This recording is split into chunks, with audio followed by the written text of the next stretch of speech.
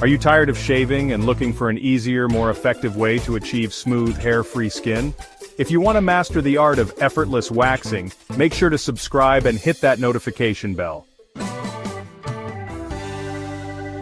Hi, I'm your name, and today I'm here to help you discover how to wax at home like a pro.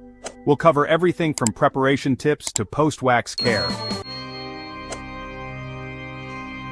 In this part, we'll showcase the types of wax you can use. There are soft waxes and hard waxes, each with their own benefits. Let's take a closer look and compare them. Before you start waxing, it's important to prepare your skin properly. We'll show you how to cleanse and exfoliate to get the best results. And we'll also mention some common mistakes to avoid.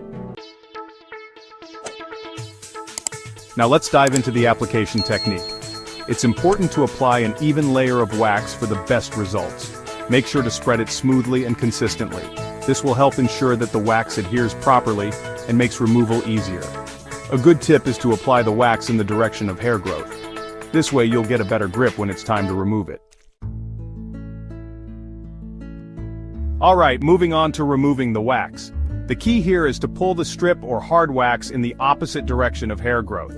Doing this quickly and confidently will help minimize pain and maximize effectiveness. Remember, don't hesitate, just go for it. And it's always a good idea to hold the skin taut to reduce discomfort.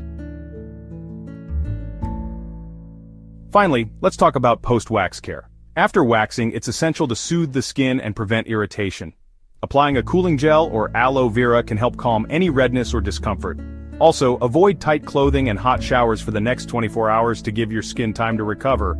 And there you have it, some simple yet effective tips to keep your skin happy and smooth after waxing. Alright, let's dive into some expert advice for your waxing routine.